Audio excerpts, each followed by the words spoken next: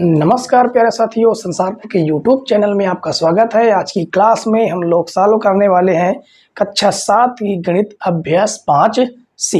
ठीक है, बहुत छोटी सी ये प्रश्नावली है, मात्र 3 क्वेश्चनों में समाप्त हो जाती है। ठीक है, उसके पहले हम कुछ इसमें ये बिंदु जान लेते हैं।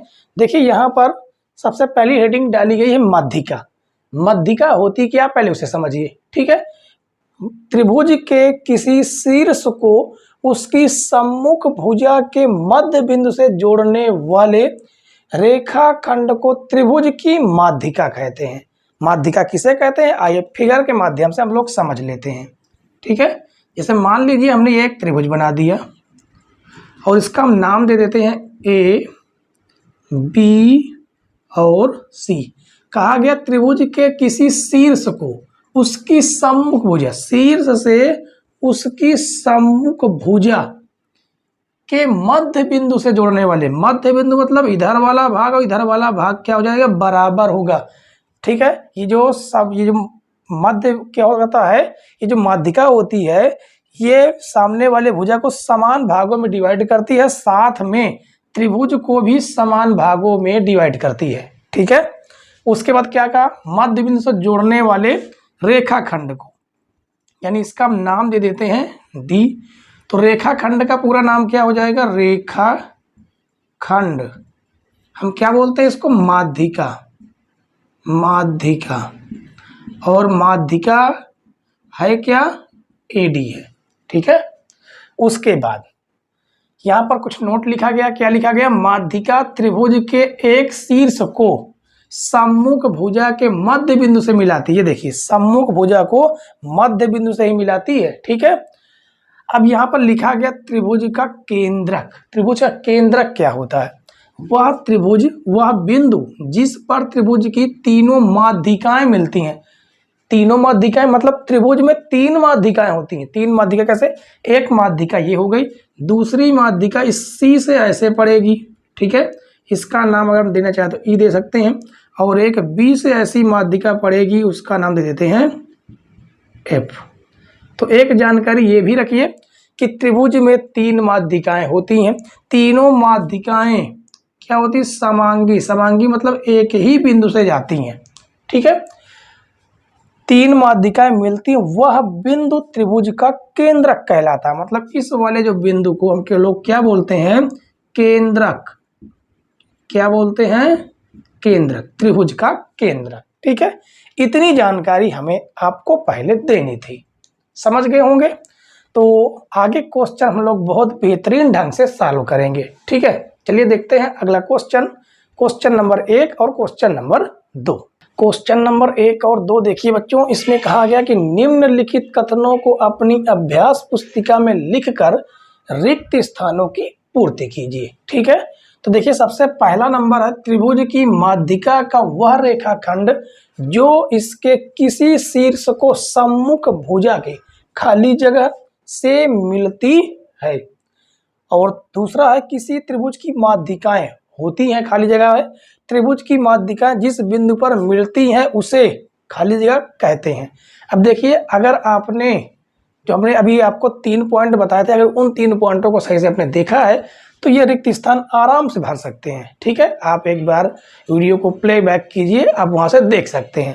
तो देखिए सबसे पहले हमें इस पे क्या भरना, त्रिभुज की माध्यिका का वह रेखाखंड जो इसके किसी शीर्ष को सम्मुख भुजा के मध्य बिंदु से मिलती है। कहाँ से, यहाँ पर भरना है मध्य बिंदु, यहाँ पर भरा जाएगा मध्य बिंदु से मिलती है। किसी त्रिभुज की माध्यिकाएं क्या होती हैं, समांगी होती हैं। समांगी का मतलब होता है एक ही जगह पर मिलना। ठीक है, त्रिभुज की माध्यिकाएं जिस बिंदु पर मिलती हैं उसे क्या कहते हैं, केंद्रक कहते हैं। उसे क्या बोलते हैं, केंद्रक। ठीक है, अब दूसरा नंबर देखिए, इसमें कहा गया एक समद्विबाहु त्रिभुज ABC खींचिए। चलिए हमने एक समद्विबाहु, समद्विबाहु मतलब इसकी 2 भुजाएं बराबर हों। ठीक है, एक समद्विबाहु त्रिभुज ABC खींचिए। हमने खींच लिया ABC। कहा जिसमें ए बी बराबर ए सी, जो ए बी है वो ए सी के बराबर है, ठीक है।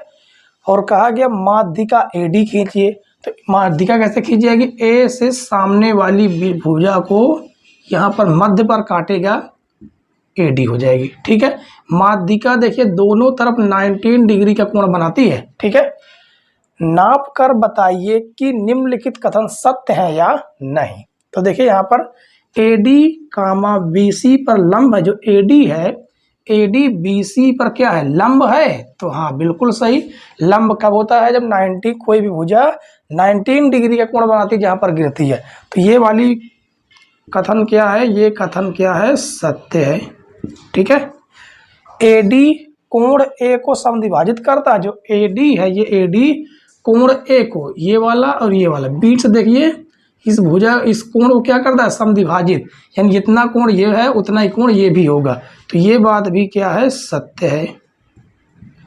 उसके बाद तीसरा नंबर देखिए, AD BC का लंब समद्विभाजक है, जो AD है BC का लंब समद्विभाजक है। लंब समद्विभाजक का मतलब होता है कि जो लंब जहां पर गिरता है उस भुजा को समान भागों में विभाजित कर दे। तो ये बात भी क्या है, सत्य है, ठीक है। तो क्वेश्चन 1 और 2 बेहद आसान तरीके से आपको समझ में आ गए होंगे। आज की क्लास का लास्ट क्वेश्चन हम लोग देख लेते हैं, क्वेश्चन नंबर 3।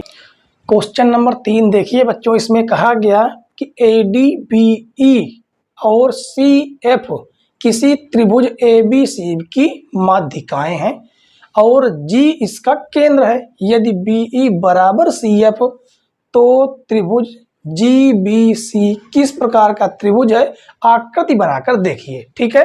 और यहाँ पर 3 विकल्प दिए गए हैं कि कौन सा सही होगा। तो सबसे पहले हमें बनाना होगा एक त्रिभुज, ठीक है। तो ये हमने बना लिया एक त्रिभुज जिसका हम नाम दे देते हैं ABC। कहा गया AD, तो A से सामने बिल्कुल खींचेंगे, ये हो जाएगा आपका D, क्योंकि ये क्या है, माध्यिकाएं हैं। BE, B से इस प्रकार खींचेंगे तो यहाँ पर आ जाएगा ECF, यहाँ से खींचेंगे तो ये आ जाएगा आपका F, ठीक है। अब ये आपकी माध्यिकाएं हो गई। G इसका केंद्र है, ये जो है ये G है इसका केंद्र। कहा गया यदि BE बराबर CF, BE कहाँ पर है, ये BE और CF ये भुजा अगर आपकी बराबर है, ठीक है। तो कहा गया तो त्रिभुज GBC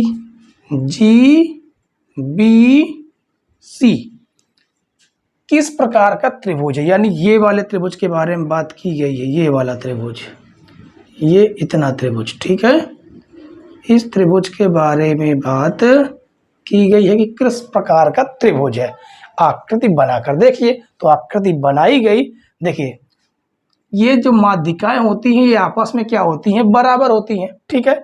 तो बिंदु से इधर की जो माध्यिका ये निकल गई है, ये वाली और ये माध्यिका बराबर होगी। इसका मतलब ये वाली माध्यिका ये आपस में बराबर होगी, ठीक है। तो जितनी बड़ी ये वाली भुजा उतनी बड़ी ये वाली भुजा, तो कितनी भुजाएं बराबर मिली, 2 भुजाएं। जिसकी 2 भुजाएं बराबर होती हैं उसे ही हम कहते हैं समद्विबाहु त्रिभुज, ठीक है। सम माने बराबर, द्वि माने 2, बाहु माने भुजाएं, ठीक है। उम्मीद है बच्चों की क्वेश्चन नंबर 1 से 3 तक के सारे क्वेश्चन आपको डाउट सही समाप्त किए हमने आपको, ठीक है। और समझ में भी आपको आ गए होंगे। समझ में आ गए हो तो वीडियो को लाइक, शेयर और चैनल पर नए हो सब्सक्राइब जरूर कर लीजिए। बेल आइकन प्रेस करें ताकि नई नई वीडियो की नोटिफिकेशन आप तक पहुंचती रहे। वीडियो देखने के लिए धन्यवाद बच्चों, जय हिंद।